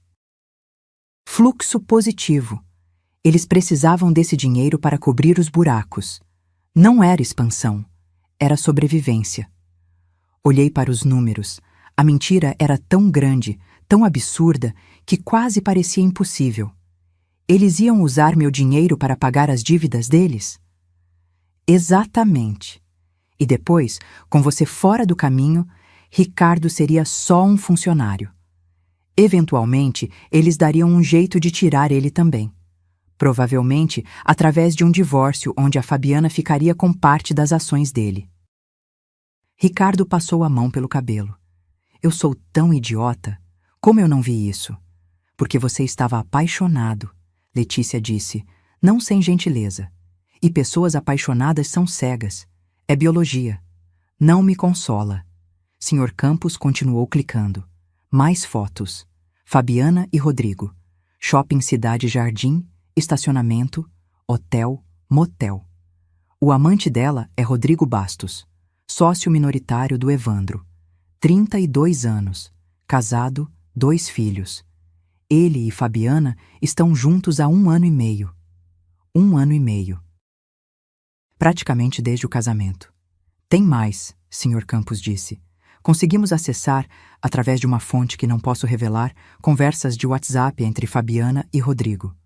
Ele leu algumas. Meu estômago revirou. Amo você, mas preciso manter o Ricardo feliz por mais alguns meses. Assim que a velha estiver fora do caminho, a gente acelera o divórcio. Ele é tão fácil de manipular. Falo que amo e ele faz tudo o que eu quero. Ricardo saiu da sala. Ouvi ele no banheiro, vomitando. Quando voltou, estava pálido, mas controlado. Me desculpem. Continua. Joana, que até então estava quieta, se pronunciou. Tem uma coisa que vocês precisam saber. Sobre a dona Berenice. Todos olharam para ela. Eu trabalhei na casa quando ela ainda estava lá, antes de internarem ela. Dona Berenice não tinha Alzheimer.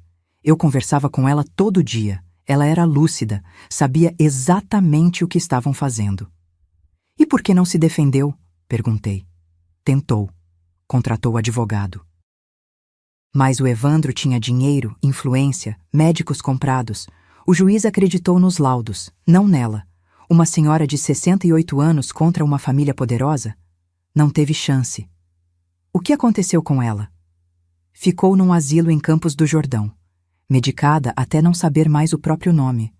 Morreu sozinha, chamando pelo filho, que era o Evandro. Ele nunca foi visitar. A sala ficou em silêncio pesado. Isso não vai acontecer com você, Dalva. Letícia disse, firme. Não vamos deixar. Então o que fazemos? Perguntei. Letícia abriu uma pasta. Primeira opção. Vamos à polícia agora, com tudo isso. Eles são presos, acusados de estelionato, falsidade ideológica, formação de quadrilha. Processo criminal que pode levar anos, mas eventualmente seriam condenados. E a segunda opção? A segunda é mais arriscada, mas infinitamente mais satisfatória. Ela me olhou. Deixamos eles continuarem. Até o dia da grande celebração que eles estão planejando para outubro. A festa da consolidação da fusão. Investidores, imprensa, autoridades, palco enorme, holofotes.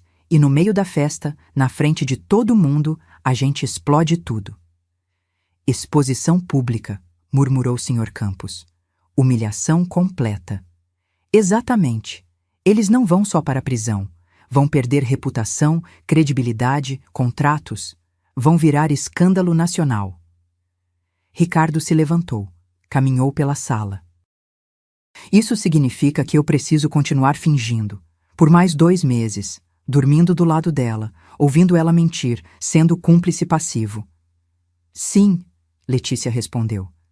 E vai ser horrível, mas é necessário. Eu faço. Ele olhou para mim. Mãe, eu faço. Por você. Pelo que eles tentaram fazer com você. Olhei para meu filho. Vi determinação e raiva.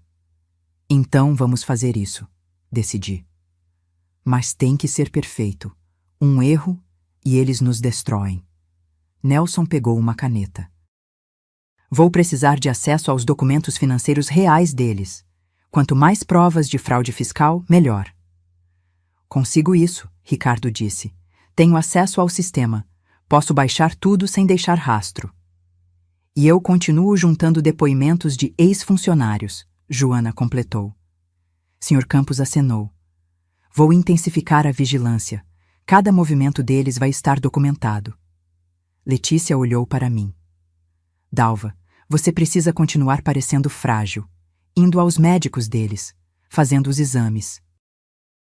Quanto mais eles acreditarem que está funcionando, mais descuidados vão ficar. Vou ser a velhinha confusa que eles querem que eu seja, prometi. Até o momento de mostrar quem eu realmente sou. Ricardo veio até mim, me abraçou, forte. Me perdoa, mãe, por tudo. Já te perdoei, agora vamos consertar essa bagunça, juntos. Naquela noite, depois que todos foram embora, fiquei sozinha na sala olhando para a parede cheia de documentos. Eles tinham me subestimado. Acharam que uma viúva de 67 anos seria presa fácil. Esqueceram que eu construí uma empresa do zero, num país onde mulheres não eram levadas a sério. Esqueceram que eu sobrevivi à morte do meu marido e não quebrei. Esqueceram que engenharia não é só construir. É também saber exatamente onde atacar para derrubar tudo. E eu ia derrubar o império deles, tijolo por tijolo. Os 2 meses seguintes foram teatro puro, e Ricardo descobriu que era melhor ator do que imaginava. Todas as manhãs, ele acordava ao lado de Fabiana, beijava sua testa, dizia bom dia, amor. Tomavam café juntos. Ele perguntava sobre os planos dela para o dia. Ela mentia. Ele fingia acreditar. À noite, nos encontrávamos. Ele chegava no meu apartamento destruído. Não sei quanto tempo mais aguento, mãe. É nojento. Ela me toca e eu sinto vontade de gritar. Mais 6 semanas, eu dizia. Aguenta só mais 6 semanas. Mas aconteceu algo que ninguém planejou. Ricardo estava no escritório de casa numa quarta-feira à tarde. Fabiana tinha saído, disse que ia ao salão. Ricardo sabia que era mentira. Ela ia se encontrar com Rodrigo no apartamento dele no Itaim. Ele aproveitou. Foi até o home office dela, algo que ela mantinha trancado. Mas Ricardo tinha aprendido a abrir sem deixar marcas. 3 semanas praticando com uma fechadura idêntica que comprou. Estava baixando arquivos do computador dela num pendrive quando encontrou uma pasta escondida. Senha protegida. Mas Fabiana era previsível. A senha era a data de nascimento do pai dela. Dentro da pasta, contratos, acordos pré-nupciais e um documento que fez o sangue dele gelar. Petição de divórcio, minuta preliminar, datada de 3 meses no futuro. Janeiro, com advogado já contratado, pedindo metade dos bens de Ricardo, que incluiriam as ações que ele herdaria de mim após a interdição. Mas o pior não era isso. Tinha outro documento. Acordo de partilha, simulação. Nele estava detalhado. Após o divórcio, Fabiana transferiria parte das ações para Rodrigo Bastos. Em troca, ele investiria capital na recuperação do Grupo Monteiro. Era um negócio. Meu filho era literalmente mercadoria numa transação comercial. Ricardo fotografou tudo. Chegou na minha casa às 11 da noite, sem avisar. Trêmulo. Colocou o celular na minha frente. Li. E pela primeira vez senti pena de Fabiana, porque quando aquilo explodisse, ela não ia sobreviver à vergonha. Ela ia me usar até espremer tudo e depois me jogar fora como lixo, Ricardo disse, voz quebrada. Eu era só um meio, nem pessoa eu era para ela. Ricardo. Não, mãe, deixa eu falar. Ele se levantou. Começou a andar pela sala. Eu fui arrogante. Achei que era especial, que meu amor ia mudar ela, que nosso casamento era diferente porque eu era diferente. Você é diferente. Não sou. Sou só mais um idiota que acreditou em uma mulher bonita com palavras bonitas. Ele parou.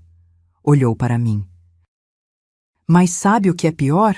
Não é a traição, não é o golpe. É saber que enquanto isso tudo acontecia, eu deixei ela te machucar, te humilhar, te afastar de mim. Você não sabia. Eu sabia que algo estava errado. Desde o começo. Você tentou me avisar. A advogada tentou avisar.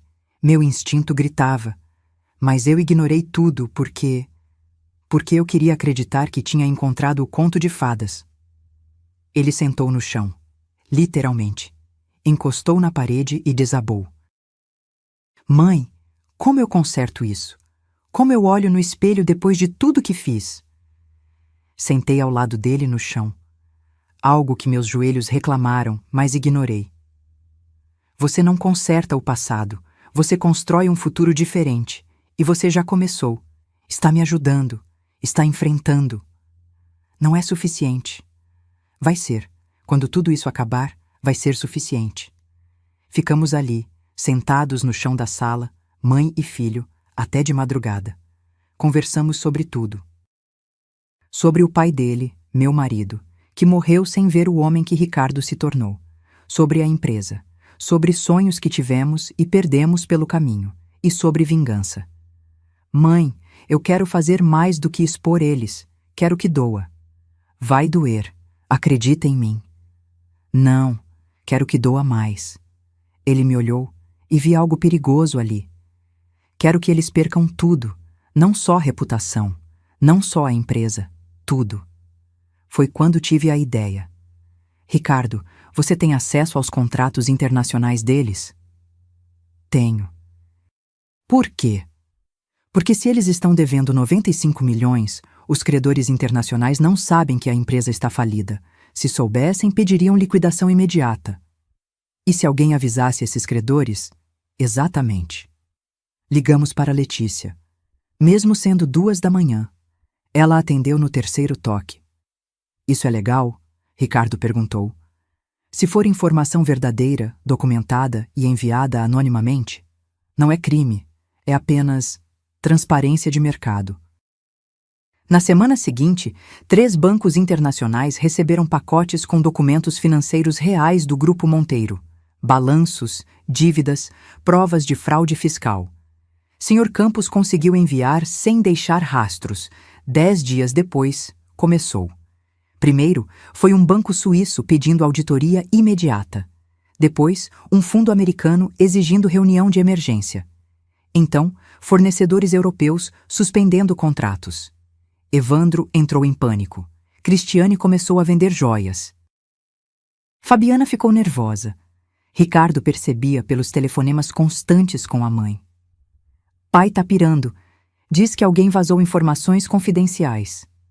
Será que foi hackers? Ricardo sugeriu, inocente. Não sei, mas tá todo mundo desesperado. Ricardo veio me contar. Sorriu pela primeira vez em semanas. Eles estão sangrando e ainda nem sabem o pior. O pior estava marcado para 23 de outubro, sábado, festa de gala no Espaço Metropolitan. Celebração da consolidação bem-sucedida da fusão empresarial. 200 convidados confirmados. Imprensa especializada, secretário de Desenvolvimento Econômico do Estado, presidentes de associações empresariais. Eles queriam palco? Iam ter. Uma semana antes da festa, Fabiana me ligou. Voz doce, preocupada. Sogra, você está confirmada para a festa, né? Ricardo disse que você anda meio cansada, mas seria importante você estar lá. Importante. Claro, eles precisavam que eu estivesse lá. Testemunha da minha própria derrota. Vou estar, querida. Não perderia por nada. Que bom. Ah, e tem médico marcado para você na quinta. Só um check-up de rotina antes do evento. Check-up de rotina.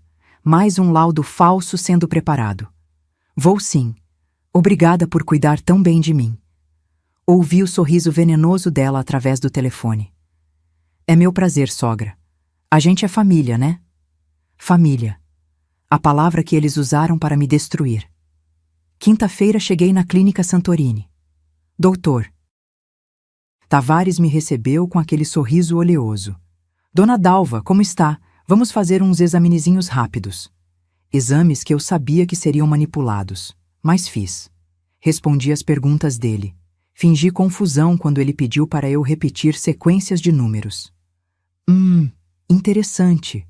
Ele anotava, preocupado. Vou precisar recomendar um acompanhamento mais próximo. Saí de lá com outro laudo. Agravamento do quadro cognitivo. Recomenda-se avaliação para possível internação assistida. Ou internação assistida. Palavras bonitas para prisão. Levei o laudo para Letícia. Ela fez cópia autenticada. Mais uma prova contra eles. Dalva, você tem certeza que quer ir até o fim? Podemos parar isso agora. Tenho absoluta certeza. Eles cavaram essa cova. Agora vão deitar nela. Sábado, 23 de outubro. Acordei às 6 da manhã. Tomei banho demorado. Coloquei o vestido que comprei especialmente para a ocasião. Azul marinho, elegante, poderoso. Nada de velhinha frágil. Prendi o cabelo num coque. Coloquei o colar de pérolas barrocas que foi da minha mãe e o relógio de bolso do meu falecido marido no bolso do blazer que usei por cima. Quando me olhei no espelho, vi quem eu realmente era. Uma mulher de 67 anos que tinha construído um império e que estava prestes a destruir outro. Cheguei ao Espaço Metropolitan às 7 da noite. O salão estava transformado. Lustres de cristal refletindo luz dourada. Arranjos florais enormes, orquídeas brancas, rosas importadas, mesas com toalhas de linho, talheres de prata. Um palco montado no fundo com telão gigante e sistema de som profissional. Dinheiro que eles não tinham, bancando uma festa para impressionar pessoas que logo descobririam a farsa. Fabiana me recebeu na entrada. Vestido longo dourado, decote generoso, cabelos soltos em cachos perfeitos. Parecia uma princesa, ou uma cobra enfeitada. Sogra, que linda você está. Abraço falso. Perfume caro demais. Vem, vem, sua mesa é logo ali. Me levou até uma mesa lateral. Não a principal, claro. Eu estava sentada com fornecedores de menor importância e um casal de contadores que não conhecia. A mesa principal era dos Monteiro. Evandro na cabeceira, Cristiane ao lado, Fabiana e Ricardo em posições de destaque. O palco para a família perfeita. Ricardo me olhou de longe. Piscou. Sinal que estava tudo certo. Garçons circulavam com champanhe em taças de cristal. Peguei uma. Fui até o bar. Precisava de 1 minuto para me centrar, revisar o plano mentalmente. Foi quando vi Fabiana se aproximando da mesa onde tinham deixado minha bolsa. Olhou em volta, rápida, nervosa. Tirou algo minúsculo do clutch dela. Um envelope branco, pequeno. Despejou o conteúdo na taça de champanhe que estava marcada com um pequeno guardanapo de papel com minha inicial bordada. Detalhe. Eles tinham pensado em cada detalhe. Ela mexeu a bebida com o próprio dedo de leve. Olhou em volta de novo. Voltou para a mesa principal sorrindo. Meu coração disparou. Ali estava. O momento. A tentativa de me drogar na frente de 200 pessoas, sabendo que ninguém veria, ninguém suspeitaria. Mas alguém viu. Ricardo estava posicionado estrategicamente. Ele tinha observado tudo de um ângulo que Fabiana não percebeu. Quando ela voltou para a mesa, ele levantou. Foi até o bar, pegou uma taça nova de champanhe. Caminhou até onde estava minha taça marcada. E num movimento tão natural que parecia acidental, trocou as taças. Colocou a dela, limpa, no lugar onde estava a minha envenenada, e levou a envenenada de volta para a mesa principal, colocando-a exatamente onde Fabiana iria sentar. Voltei para minha mesa. Bebi da taça nova que Ricardo tinha colocado para mim. Água com gás e limão, nada mais. 10 minutos depois, o jantar foi servido. Entrada de carpaccio, prato principal de filé com risoto, sobremesa de petit gâteau. Cada prato mais caro que o anterior. Observei Fabiana. Ela comeu pouco, bebia champanhe constantemente. Nervosa? Ou apenas seguindo o roteiro daquela noite? Por volta das 9, começou. Primeiro foi sutil. Fabiana falou um pouco alto demais. Riu de algo que não tinha graça. Cristiane olhou para ela, franzindo a testa. Depois ficou pior. Esse carpaccio tá horrível, Fabiana disse, alto o suficiente para a mesa ao lado ouvir. Gastamos uma fortuna nessa festa e a comida tá uma porcaria. Evandro tentou acalmá-la. Filha, baixa o tom. Não vou baixar nada, tô cansada de fingir. Ela riu. Uma risada estranha, desconexa. Todo mundo aqui fingindo que somos bem-sucedidos quando a gente tá afundado em dívida. Silêncio começou a se espalhar pelas mesas próximas. Pessoas parando de comer, olhando. Cristiane segurou o braço de Fabiana. Para, agora. Me solta, mãe! Fabiana se levantou. A cadeira raspou no chão, barulho estridente. Vocês são uns hipócritas. Todos vocês. Acham que não sei que papai tá falido? Que a gente tá usando o dinheiro da velha ali? Ela apontou para mim. Para cobrir nossos buracos? Velha ali. As palavras ecoaram pelo salão. 200 pessoas olharam para mim. Depois, para ela. O clima mudou instantaneamente. Ricardo se levantou. Tentou guiá-la para fora. Amor, vamos tomar um ar. Não me toca! Ela empurrou ele. Você é tão idiota, tão fácil de manipular. Eu nem gosto de você, nunca gostei. Casei por interesse e você nem percebeu.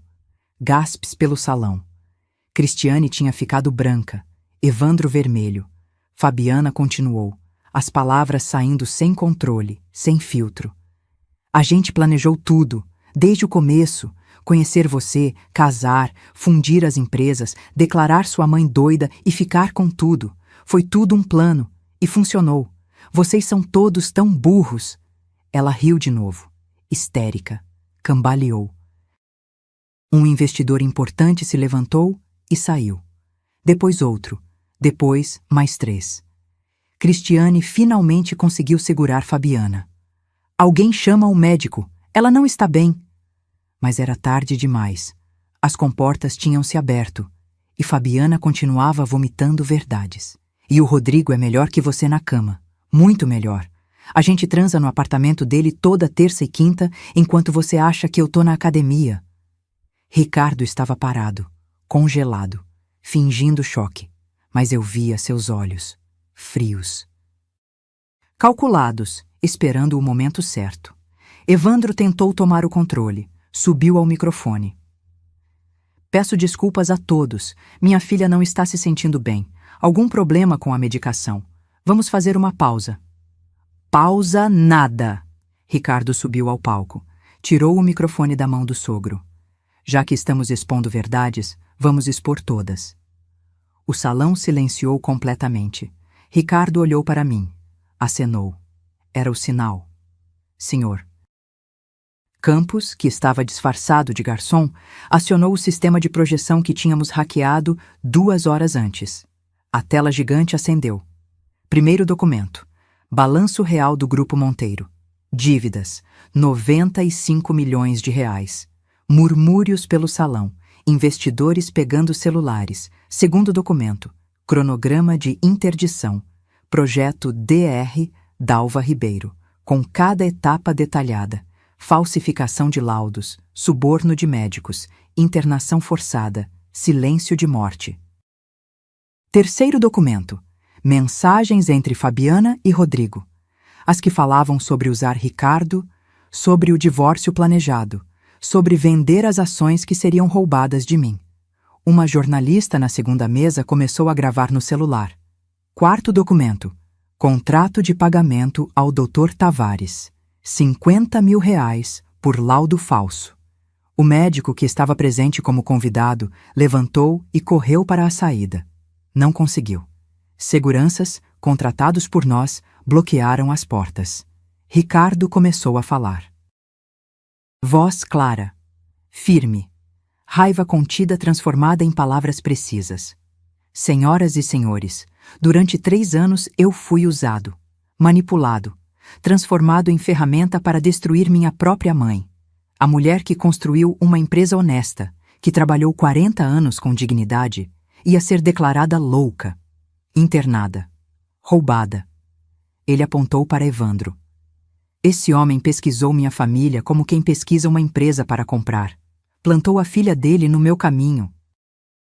Arquitetou meu casamento como operação comercial. Apontou para Cristiane. Essa mulher já fez isso antes, com a própria tia do marido, Dona Berenice, que morreu sozinha num asilo depois de ter tudo roubado. Joana, que estava presente como nossa convidada, se levantou. Eu testemunhei, trabalhei na casa deles, vi tudo e tenho documentos que provam. Ricardo apontou para Fabiana, que tinha desabado numa cadeira, ainda falando sozinha, perdida no efeito da própria droga. E essa mulher? Com quem me casei, jurei amor eterno, planejei ter filhos. Nunca me amou. Eu era só um meio, um acesso, uma porta para roubar tudo da minha mãe. Ele fez uma pausa. Olhou para mim. Mãe, levanta.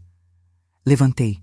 Caminhei até o palco. Cada passo firme, calculado, poderoso. Subi. Fiquei ao lado do meu filho. Ricardo me entregou o microfone.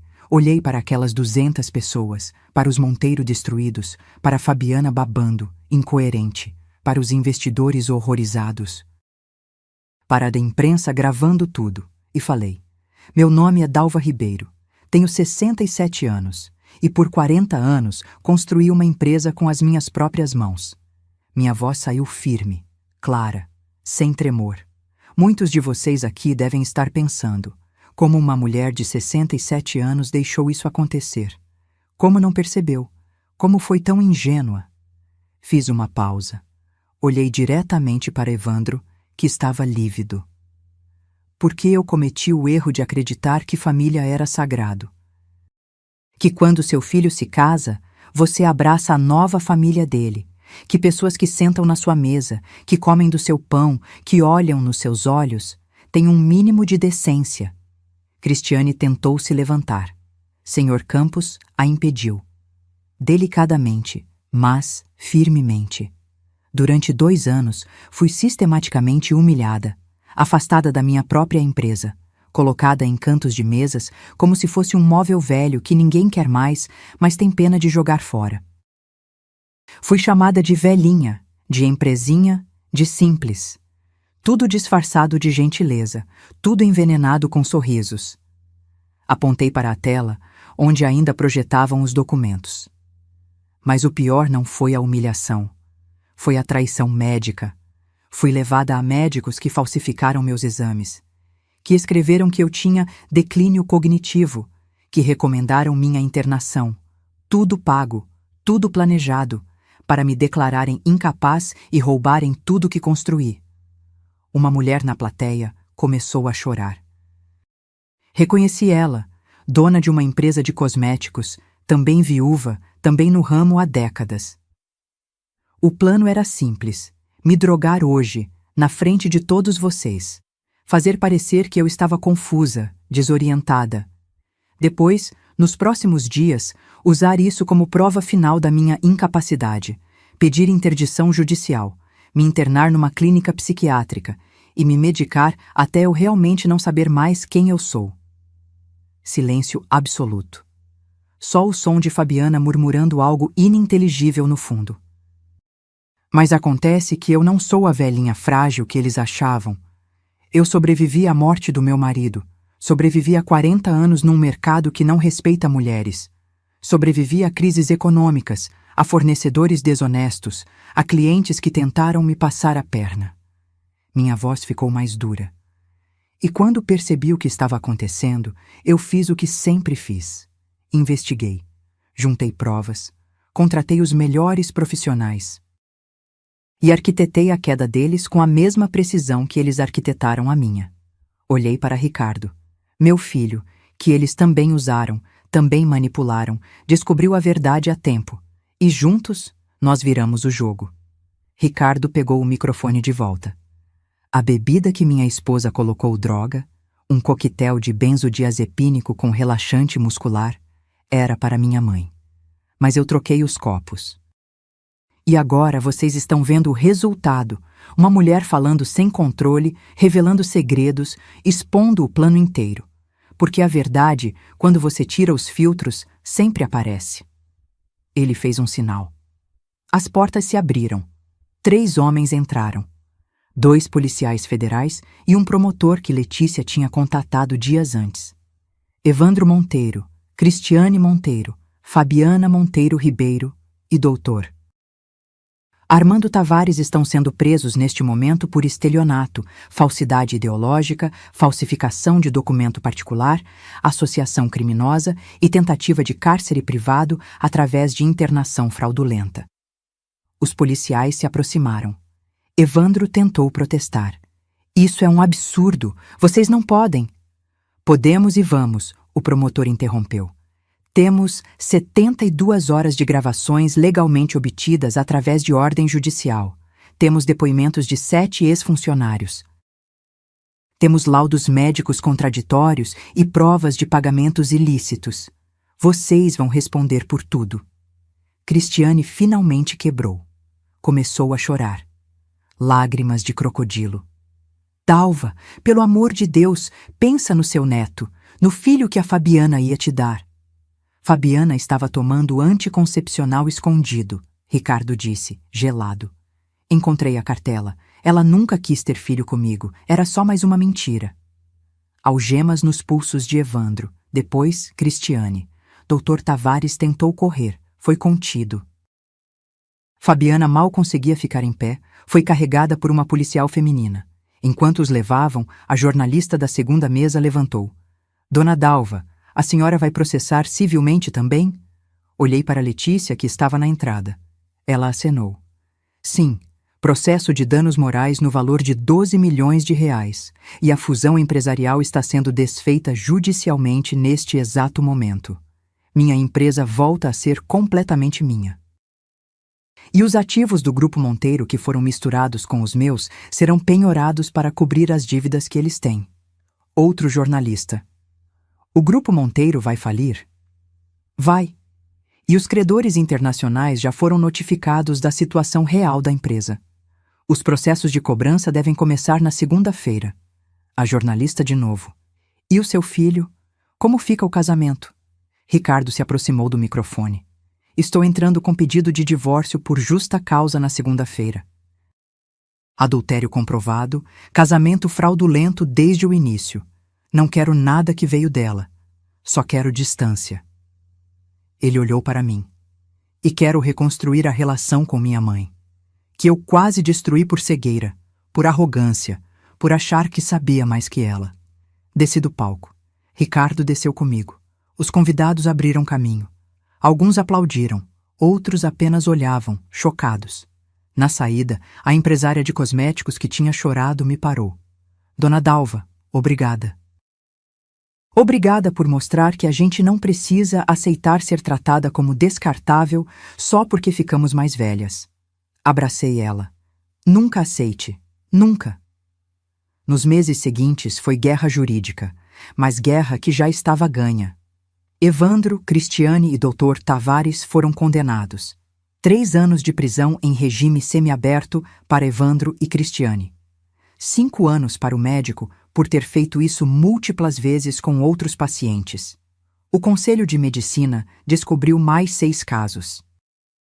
Fabiana pegou 2 anos, convertidos em prestação de serviços e tornozeleira eletrônica porque era ré primária. Mas perdeu tudo. A reputação, o patrimônio da família, o amante. Rodrigo voltou correndo para a esposa quando o escândalo estourou. O Grupo Monteiro faliu oficialmente em março do ano seguinte. A mansão foi leiloada, os carros apreendidos, as fábricas vendidas para cobrir dívidas. Vi Cristiane uma última vez, num corredor do fórum. Ela estava magra, cabelos mal cuidados, sem a elegância de antes. Me olhou.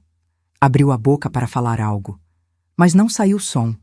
Passei por ela sem dizer nada, porque não havia nada a dizer. Ela tinha cavado a própria ruína. Minha empresa prosperou. Sem a fusão, sem as sanguessugas, voltei a comandar tudo. Ricardo ao meu lado, mas agora como parceiro verdadeiro, respeitoso, humilde. Contratei Joana como gerente de recursos humanos. Ela merecia e era incrivelmente competente. Doei R$500 mil para uma ONG que ajuda mulheres vítimas de abuso psicológico familiar. Porque eu sei que não sou a única e quero que outras tenham chance de se defender. No fim do ano seguinte, faturamos 35 milhões. Crescimento orgânico, honesto, construído com trabalho. Uma noite, Ricardo apareceu em casa. Trazia flores, margaridas brancas, minhas favoritas. Mãe, eu nunca vou conseguir pedir desculpas o suficiente. Então para de pedir. E continua me provando todo dia que aprendeu. Ele sorriu. Aquele sorriso que eu não via há anos. Do meu filho de verdade. Trato feito. Hoje, quando olho para trás, não sinto raiva. Sinto cansaço às vezes. Tristeza pelo tempo perdido. Mas principalmente sinto orgulho. Porque eu poderia ter aceitado. Poderia ter me deixado definhar, me medicar, me convencer que era louca. Mas não aceitei. Lutei. Com inteligência, com estratégia, com toda a força que 40 anos de mercado me ensinaram. E venci. Se esta história tocou você, se você conhece alguém que passou ou está passando por algo parecido, deixe seu comentário.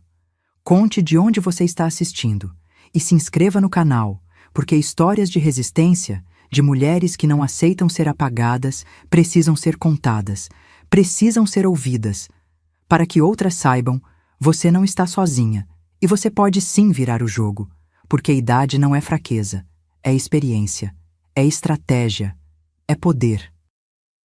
E nunca, jamais, subestime uma mulher que construiu um império.